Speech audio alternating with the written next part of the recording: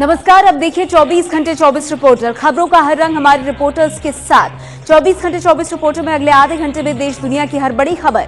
पहले शो की 4 बड़ी खबरें। रोमाना इसार खान बताएंगी, अभी तक इराक से लापता भारतीयों का पता नहीं। खोज में लगी संस्था रेड क्रिसेंट ने एबीपी न्यूज से कहा, बंद की खोज, सरकार ने भी नहीं किया संपर्क। सरोज सिंह बताएंगी, चुनावी वादों पर दिल्ली के मुख्यमंत्री केजरीवाल ने मारी पलटी। कहा 5 साल में 40 से 50% वादे पूरे कर पाएंगे। विकास भदौरिया आपको बताएंगे, राहुल गांधी के लोकसभा के भाषण के बाद मोदी सरकार के मंत्री वेंकैया नायडू ने बिना नाम लिए कहा, शैतान जैसा प्रवचन। और नीरज राजपूत बताएंगे, पोरबंदर के समंदर में नापाक साजिश बेनकाब। 600 करोड़ की हेरोइन के साथ पाकिस्तान के 8 तस्कर गिरफ्तार। सबसे पहले आज की सबसे बड़ी खबर।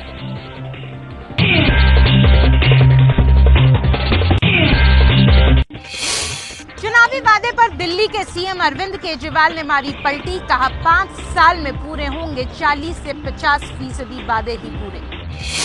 केजरीवाल ने ये बात सोमवार को दिल्ली सचिवालय में सिविल सर्विसेज डे के मौके पर कही।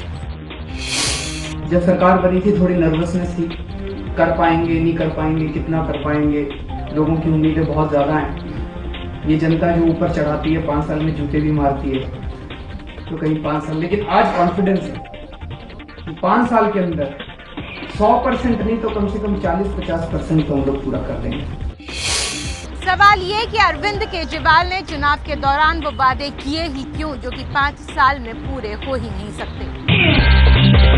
वादों के मुद्दे पर आम आदमी पार्टी के यू टर्न को लेकर दूसरी राजनीतिक पार्टियां सवाल उठा रही हैं। केजरीवाल पर बीजेपी ने जहां तीखा हमला किया है, वहीं पर जेडीयू थोड़ा नरम रुख दिखा रही है।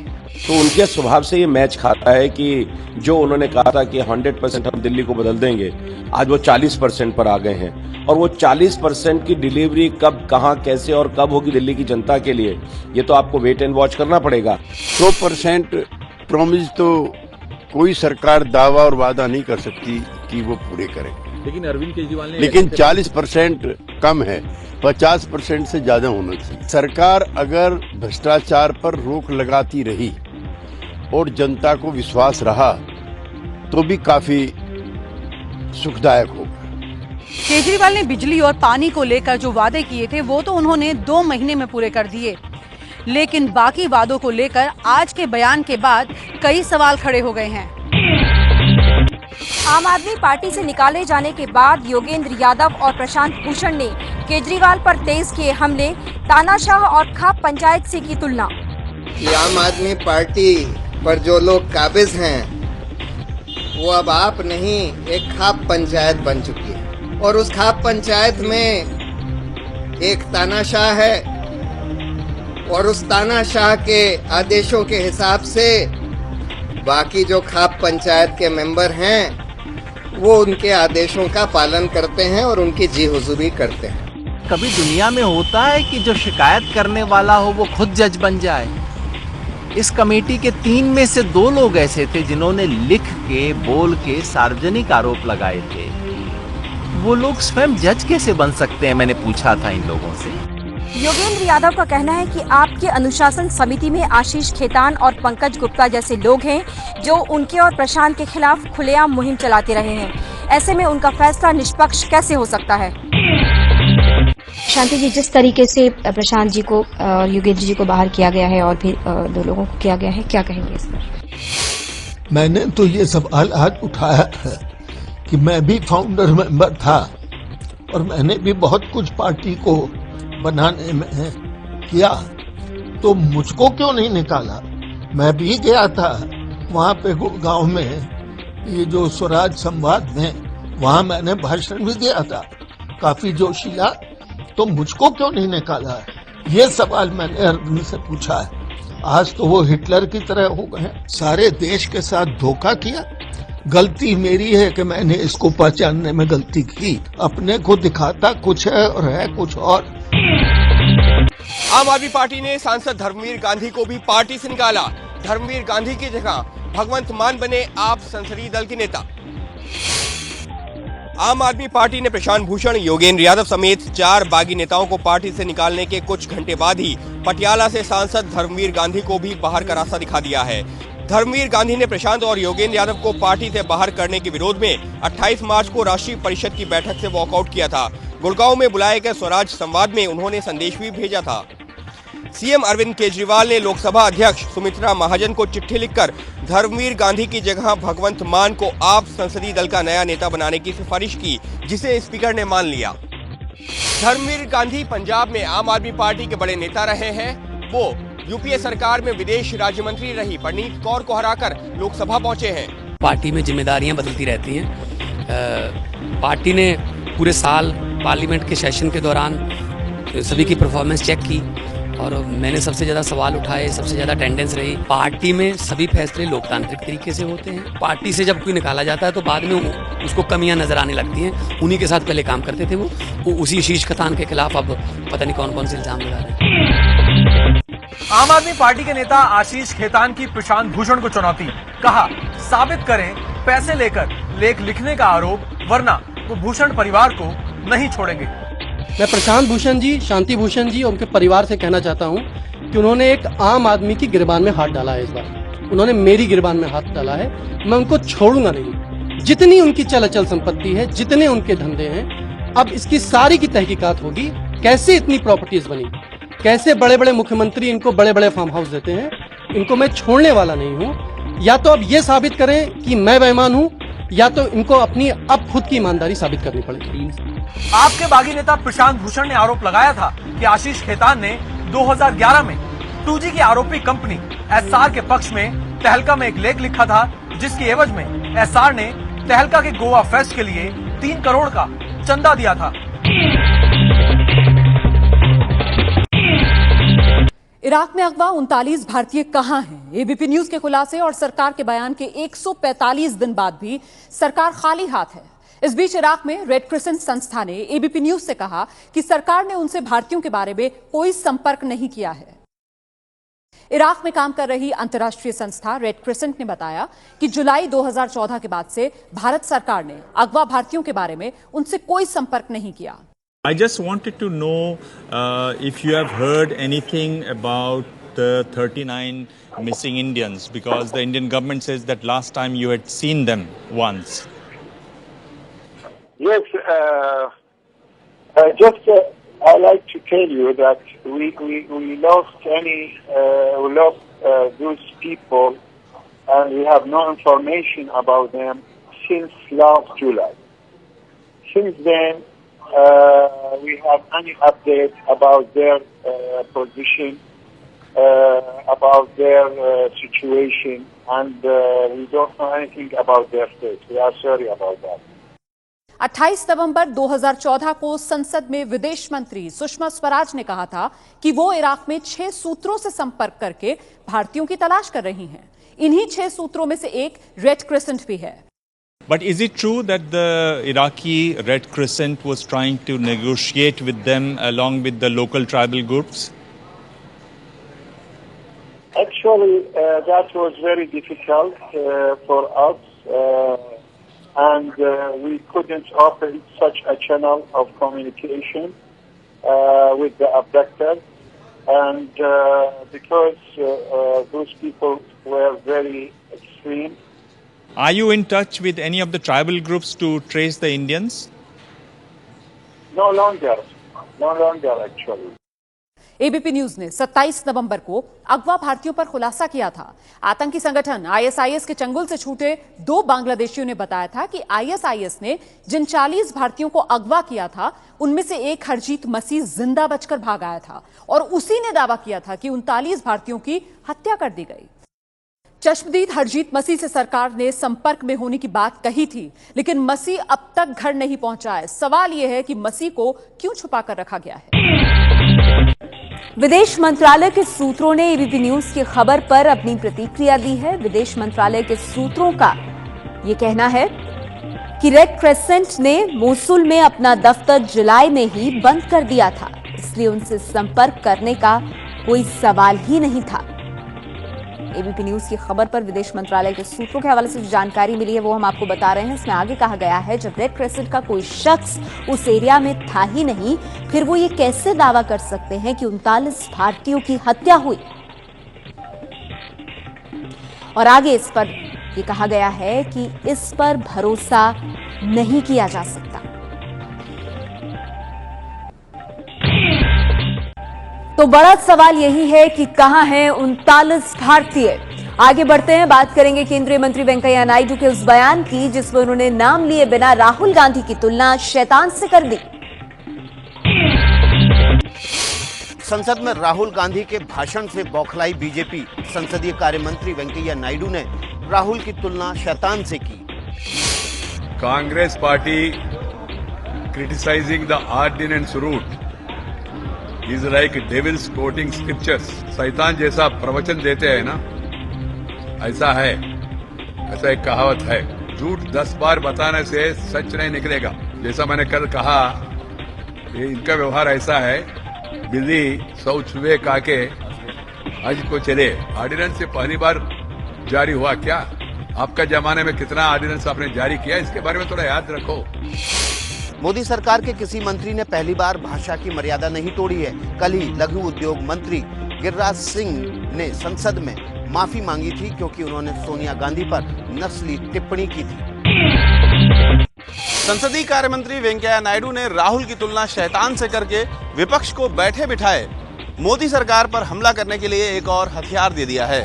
अगर संसदीय मंत्री स्वयं एक और सांसद के बारे में ऐसी टिप्पणी करे तो मैं समझता हूं कि ये प्रजातंत्र के मंदिर को ये कलंकित किया गया है इस सरकार के द्वारा। एक गरिमा है देश की राजनीति में, गरिमा रहा है अभी तक। हम चाहते हैं वो गरिमा ना बिगड़े।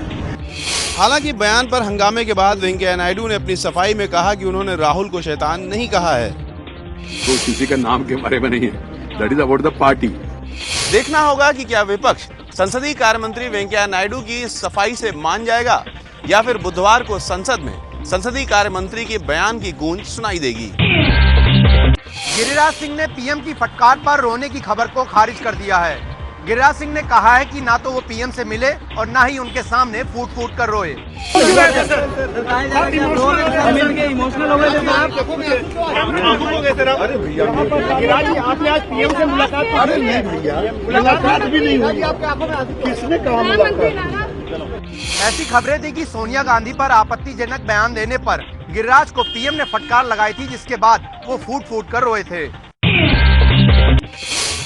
प्रधानमंत्री नरेंद्र मोदी ने ब्यूरोक्रेट से कहा तनाव न लें और जिम्मेदारी से काम करें। उन्होंने कहा कि अगर अफसर तनाव में रहेंगे तो देश के कामकाज पर इसका असर पड़ेगा।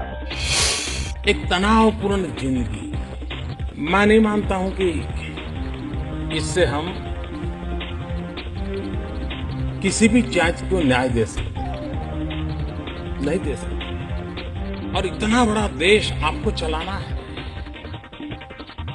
और अगर आप मुरझा गए तो देश का खिलना कैसे संभव होगा। और इसलिए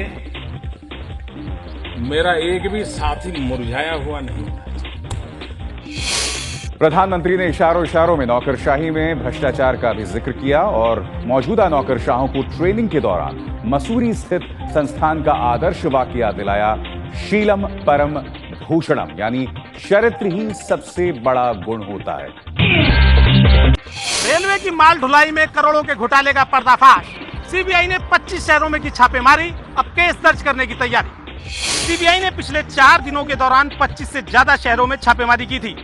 सीबीआई को आशंका है कि रेलवे वैगन में ढोए जाने वाले माल का वजन सॉफ्टवेयर में गड़बड़ी करके कम दिखाया गया, जिससे रेलवे को भारी नुकसान हुआ। सीबीआई सूत्रों के मुताबिक अगर वजन 5% भी कम दिखाया गया होगा तो रेलवे को करीब 4263 करोड़ का नुकसान होने की आशंका है। इस गड़बड़ी में रेलवे कर्मचारी, प्राइवेट वेंडर और ढुलाई करने वाले ऑपरेटरों के शामिल होने की आशंका है। रेलवे की ओर से जारी बयान में कहा गया है कि ये गड़बड़ी रेलवे विजिलेंस और सीबीआई की साझा जांच के दौरान सामने आई है। रेलवे इस मामले में सीबीआई के साथ पूरा सहयोग कर रहा है ताकि भविष्य में ऐसी गड़बड़ियों को रोका जा सके। हरियाणा के ब्रांड एम्बेसडर बने योग गुरु बाबा रामदेव, लेकिन कैबिनेट मंत्री का दर्जा ठुकराया, कहा बाबा हूं, बाबा ही रहने दो। सोनीपत में हुए इसी कार्यक्रम में मुख्यमंत्री मनोहर लाल खट्टर ने बाबा रामदेव को हरियाणा का ब्रांड एम्बेसडर घोषित करने के साथ साथ कैबिनेट मंत्री का दर्जा देने का प्रस्ताव रखा, लेकिन रामदेव ने इनकार कर दिया। प्रधानमंत्री हमारे हैं, सारी कैबिनेट हमारी है और हरियाणा के सीएम हमारे हैं, यहाँ की कैबिनेट हमारी है, तो भैया बाबा को बाबा ही रहने दो। आप लोगों ने जो हमको कैबिनेट का गौरव दिया उसके लिए हम आपको बहुत बहुत धन्यवाद करते हैं, लेकिन हम बाबा ही बनकर के, फकीर ही बनकर के आपकी सेवा करते रहेंगे। हमको कैबिनेट का ये तमगा आप ने जो दिया उसको हम धन्यवाद पूर्वक, कृतज्ञता पूर्वक आपको झोली में वापस डालते हैं। बाबा रामदेव मूल रूप से हरियाणा के ही रहने वाले हैं। यही वजह है कि नई बीजेपी सरकार ने उन्हें अपना ब्रांड एम्बेसडर बनाने का ऐलान किया है। किसानों की बर्बादी से बेफिक्र यूपी सरकार, अमरोहा में कैबिनेट मंत्री शिवपाल सिंह यादव का सोने का मुकुट पहनाकर स्वागत। यूपी सरकार में कैबिनेट मंत्री शिवपाल सिंह यादव आज जब अमरोहा पहुंचे तो पंचायती राज मंत्री कमाल अख्तर ने कुछ इस अंदाज में सोने का मुकुट पहनाकर उनका स्वागत किया। शिवपाल यादव यहाँ 136 करोड़ की विकास योजनाओं के उद्घाटन और शिलान्यास के लिए पहुंचे थे। शिवपाल यादव इसके बाद गजरौला भी गए, जहां उन्होंने विदेशी छात्राओं के संगीत के कार्यक्रम का लुत्फ उठाया।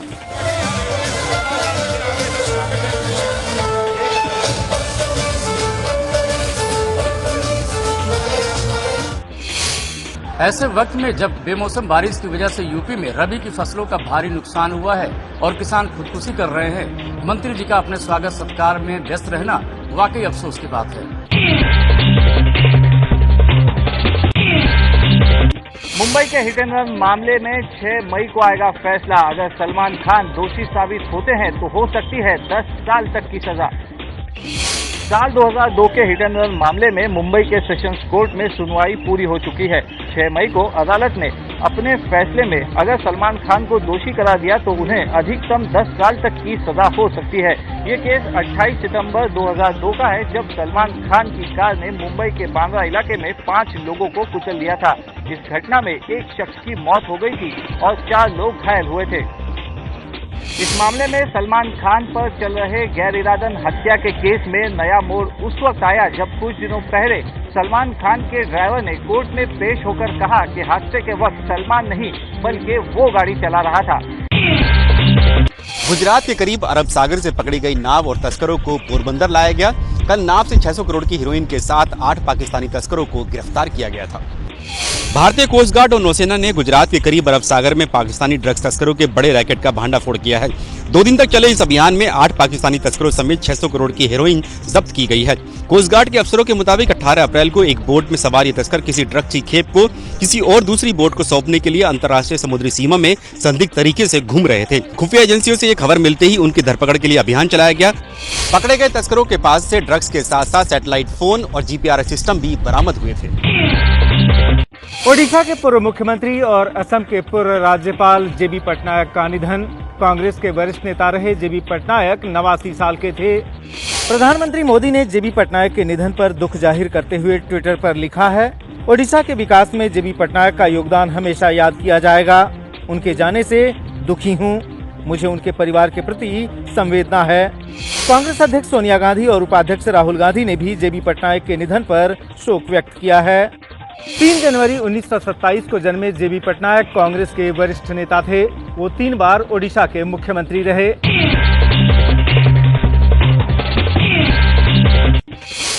चीन के राष्ट्रपति शी जिनपिंग ने पाकिस्तानी संसद के संयुक्त सत्र को किया संबोधित।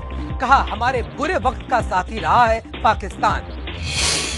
चीन के राष्ट्रपति शी जिनपिंग ने पाकिस्तानी संसद के संयुक्त सत्र को संबोधित करते हुए कहा कि इस्लामाबाद ऐसे समय में बीजिंग के साथ खड़ा रहा जब चीन अंतर्राष्ट्रीय मंच पर अकेला था। शी जिनपिंग चीन के पहले राष्ट्रपति हैं जिन्होंने पाकिस्तानी संसद के संयुक्त सत्र को संबोधित किया।